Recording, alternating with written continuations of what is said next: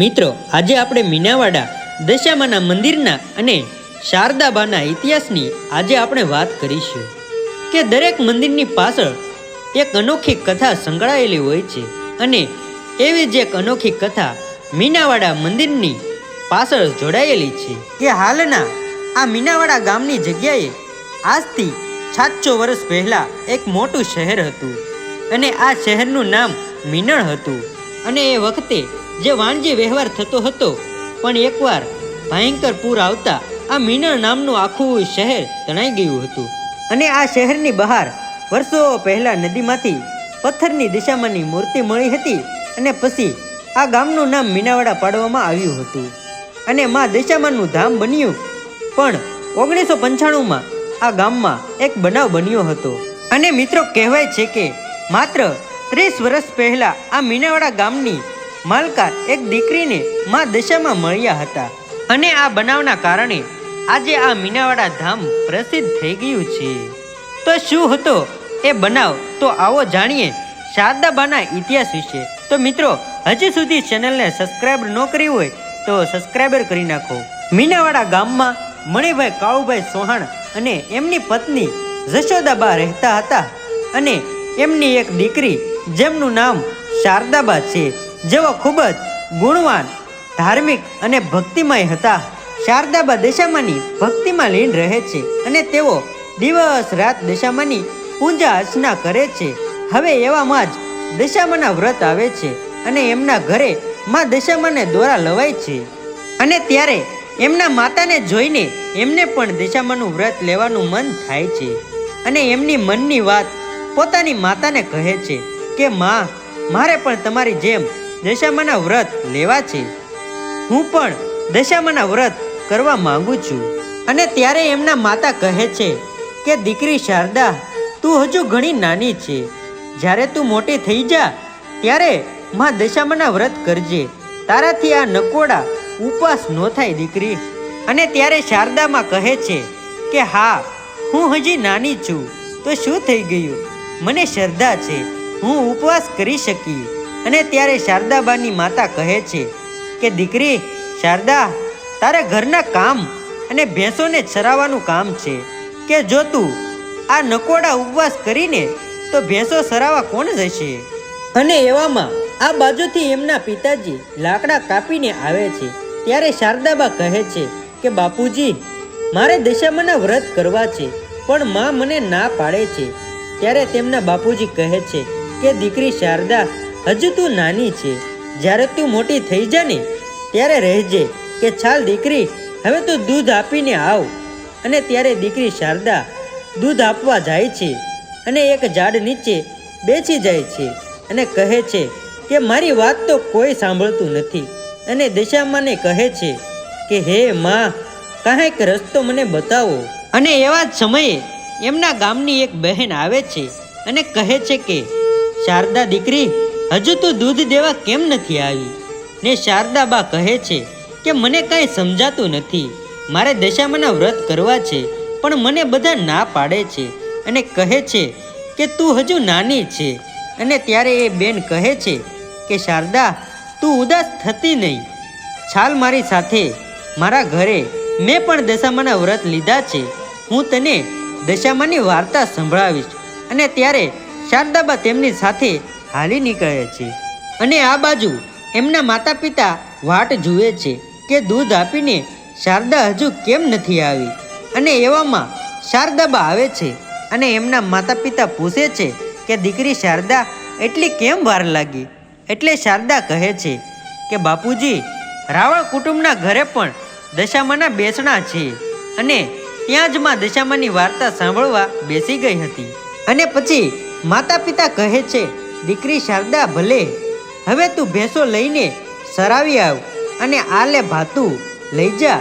ત્યારે શારદાબા કહે છે કે બાપુજી, મારે પણ દશામાના નકોડા વ્રત છે એટલે માટે હું નહીં જમું. ત્યારે એમના બાપુજી કહે છે કે દીકરી શારદા, આવી હટ ન લેવાય, જમી લેજે દીકરી. ત્યારે શારદાબા કહે છે ના, હું નહીં જમું. અને આમ કહીને શારદાબા ત્યાંથી ભેંસો લઈ હાલી નીકળે છે અને ચાલતા ચાલતા નદી કાંઠે આવે છે અને ભેંસોને ચરાવે છે. અને ત્યારે શારદાબાને નકોડા વ્રત હોવાના કારણે ચક્કર આવે છે. ભાતું જોડે છે છતાં પણ તે ભાતું ખાતા નથી અને ઝાડ નીચે બેસે છે અને એમને નીંદર આવી જાય છે. હવે આ શારદાબાની ભેંસોની અંદર એક ભગરી ભેંસ છે અને ભગરી ભેંસ નદીમાં પાણી પીવા ઉતરે છે અને નદીમાં કાદવ હોવાના કારણે ભગરી ભેંસ ફસાઈ જાય છે. અને હવે દી આથમવાનો સમય થાય છે અને ત્યારે શારદાબા ઊભા થાય છે અને જુએ છે તો બધી ભેંસો ચરે છે પણ એક ભગરી ભેંસ કાંઈ દેખાતી નથી. અને ત્યારે શારદાબાની નજર નદી તરફ ગઈ છે તો ભગરી ભેંસ કાદવમાં ફસાઈ ગયેલી છે. અને ત્યારે શારદાબા વિચાર કરે છે કે એક તો ભગરી ભેંસ બીમાર છે અને પાણીમાં ફસાઈ ગઈ છે અને આ બાજુ શારદાબા ભેંસને કાઢવાની કોશિશ કરે છે પણ ભેંસ બહાર નીકળતી નથી. અને આ બાજુ તેમના માતા પિતા પણ ચિંતા કરે છે કે હજુ સુધી શારદા કેમ ન આવી. અને ત્યારે આ બાજુ શારદાબા દશામાને કહે છે, હે મારી દશામાં, મારી વારે આવજો. મેં સાચા મનથી તમારા વ્રત કર્યા હોય ને તો મારી ભગરી ભેંસને બચાવી લેજો માં. મારી ભગરી ભેંસને બહાર કાઢો. હે દશામાળી, મારી ભગરી ભેંસને બસાવી લેજો માં. મારી ભગરી ભેંસને બસાવી લેજો. અને આમ કહેતા કહેતા દશામાના જાપ કરે છે. અને ત્યારે માં દશામાં દીકરીનો કરુણ પોકાર સાંભળે છે અને કહેવાય છે કે દશામાં દોષીનું રૂપ લઈને ત્યાં આવે છે અને શારદાબા પાસે આવીને કહે છે કે હે દીકરી કેમ રડે છે. ત્યારે દીકરી કહે છે કે મારી ભગરી ભેંસ એક તો બીમાર છે અને પાણીમાં ફસાઈ ગઈ છે અને મારી ભગરી ભેંસને બારી ન કાઢીને તો આ ડૂબીને મરી જશે. અને પછી શારદાબા પૂછે છે કે તમે કોણ છો માં? તમને કાંઈક જોયા હોય એવું મને લાગે છે. અને ત્યારે દોષીના રૂપમાં દશામાં કહે છે કે ના દીકરી, હું તો આ બાજુ પહેલી વાર જ આવી છું, તે મને ક્યાંથી જોયું હોય. અને ત્યારે શારદાબા કહે છે પણ હું તમને ઓળખી ગઈ છું કે તમે કોણ છો. તમે જ મારા સપનામાં આવો છો અને તમે જ માં દશામાં છો. અને ત્યારે શારદાબા બે હાથ જોડીને પગે લાગે છે અને ત્યારે દોષીના રૂપમાં દશામાં કહે છે કે હે દીકરી શારદા, તું મને ઓળખી ગઈ. અને એમ કહીને દશામાં પોતાના અસલ સ્વરૂપમાં આવે છે. અને ત્યારે શારદાબા કહે છે કે દશામાળી, મારી ભગરી ભેંસને બહાર કાઢો. અને ત્યારે દશામાં ભગરી ભેંસને પાણીમાંથી બહાર કાઢે છે. અને ત્યારે શારદાબા કહે છે, જય હો માં દશામાં, જય હો. અને ત્યારે દશામાં કહે છે, ઓ દીકરી શારદા, માંગ, તારે શું જોઈએ છે? અને શારદાબા કહે છે કે દશામાં, મારે બીજું કાંઈ નથી જોઈતું, પણ તમે મારી સાથે પડદે વાતું કરો અને હું તમારી ભક્તિ કરું એવા મને આશીર્વાદ આપો.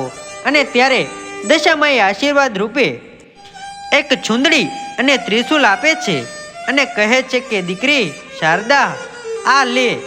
આ છુંદડી અને ત્રિશૂલ મારા આશીર્વાદ રૂપે છે અને હું હંમેશા માટે તારી સાથે જ છું. હવે આ તારી ભગરી ભેંસને લઈ જા અને ઘરે જઈ મારી ભક્તિ કર. અને પછી શારદાબા ઘરે આવે છે અને આખા ગામમાં ખબર પડે છે કે શારદાબાને માં દશામાએ દર્શન આપ્યા છે. અને પછી તો અનેક પરચા દશામાએ શારદાબાને પૂર્યા છે. અને આમ દશામાનું અને શારદાબાનું મીનાવાડામાં ધામ થયું. તો મિત્રો, આ હતો મીનાવાડા દશામાનો ઇતિહાસ. તો મિત્રો, તમને આ ઇતિહાસ કેવો લાગ્યો મને કોમેન્ટમાં જણાવજો અને તમારા મિત્રો સાથે શેર કરવાનું ભૂલશો નહીં. અને મિત્રો, આ વિડીયો ઇન્ટરનેટના માધ્યમથી બનાવેલો છે, કોઈ જાતિ કે ધર્મનો વિરોધ કરવામાં આવ્યો નથી. તો મિત્રો, મળીએ નવા વિડીયોમાં. જય દશામાં.